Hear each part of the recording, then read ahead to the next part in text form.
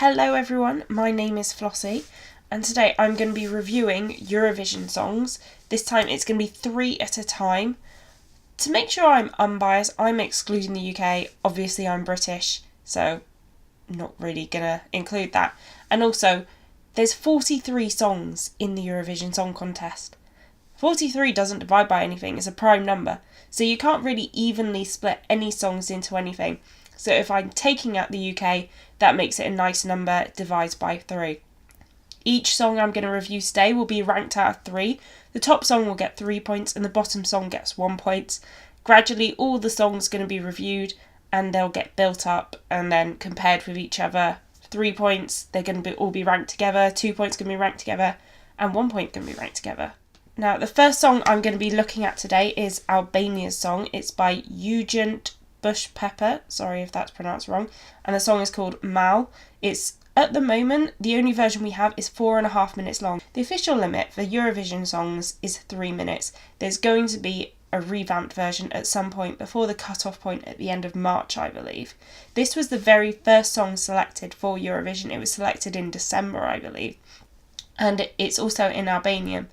This is interesting because last year's Albanian entrant was written in English, as far as I'm aware. It was turned to Albanian for the selection show and then went back to English for the official contest. So it should be interesting to see if Albania does the same thing with this one or if they stick it in Albanian, because at the moment there have been lots of songs selected in the country's own language, which is great. It's proving to be more variety, and as the past 2 years have shown, those songs are doing well. So now the actual song, the melody of the song is quite interesting. When I was listening to the opening, it reminded me of like an 80s or a 90s power ballad. There were these guitars going and I thought, oh, this is going to get into something. The song has a sort of interesting structure. It's got the verses, then the chorus, but the verse is kind of like split up into 2. You have the kind of slow, simple melody and then it builds up. And the second half is a build-up and it incorporates these drums, and I think that sounded really cool. It's like getting you into it and then the chorus pays it off. It's a very strong song. The only issue with songs being in language other than English is I don't understand them. So you have to have some kind of sense of what the song is about. Last year, Portugal, most people don't speak Portuguese, but you understood like somewhat what the song was about. It was very wistful and romantic. You got the feeling it was about love. With this one, I didn't really get a sense of what it was about. All I could sense is it felt strong. I didn't know if that was to do with the singer's voice, but there was a sort of strength to it. And then I looked up the lyrics translated online, and it's about a sort of burning love, and I kind of get the burning element, but I really didn't get a hint of what it was about while listening to it. Vocally, he's perfect. He has a very strong voice. It's brilliant. He can switch easily between having a very soft, gentle tone and then being loud, holding these amazing notes, which I think is a sign of a very good vocalist. I prefer it when someone can do that rather than just belting the entire time. It's very impressive. Staging-wise, it was a bit 50-50. There was a moment when the lights and camera work like combined. They were very skittish and they're kind of overwhelmed, like, okay, get that away, I want to listen to this song now. But the way they set it up, it was him on the stage with a band and some backing singers. There was no gimmicks. It suited the song perfectly. Overall, with this song, I think it's a very good song, but it's not something I particularly choose to listen to. I thought it was alright. I wouldn't love it. I wouldn't really look forward to seeing it in Eurovision. It's just, I won't complain about hearing it, but it's not something I'm going to be like, yeah, I can't wait for Albania's song. And it's also got the issue of it needs to be revamped. And in some ways, I understand how it will get down to the 3 minutes because the verses are in 2 parts at the moment. But if they lose that, they might lose the build-up to the chorus. So I'm just a bit unsure on how it's going to get there. I'm going to need to listen to the revamped version at some point. When it comes out, that is. Now, the second song I'm going to be talking about is Belarus. It's by Alexiev and it's called Forever. This is a song in English and I love the song. I think it's brilliant. The chorus is so strong. It's almost like a James Bond song. Like, they all have that particular tone at the moment, like Adele, Sam Smith, and it kind of echoes that. Maybe not quite as strong as that, but it does remind me of those, and I really like that. Vocally, he is miles behind Albania's. He's very hit and miss, and there's very breathy element to his singing. It's like he's going to sing, then going to sing, sing.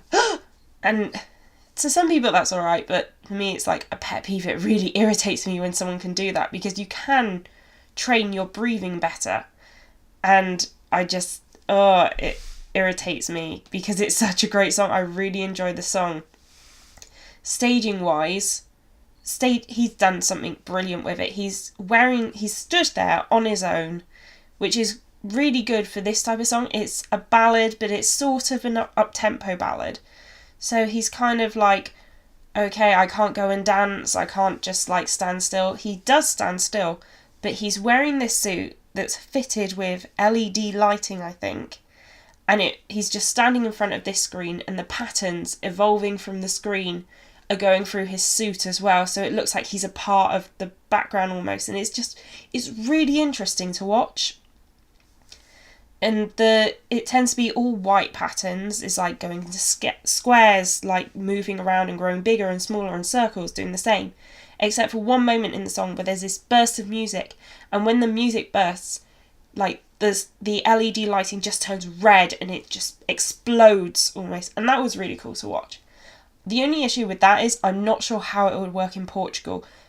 As far as I'm aware, Portugal are doing no LED screens. They're very simple with their taste. Just look at who won last year. So it might be the case that he can bring on his own screen, but who knows. Overall, the recorded version of this sounds so much better.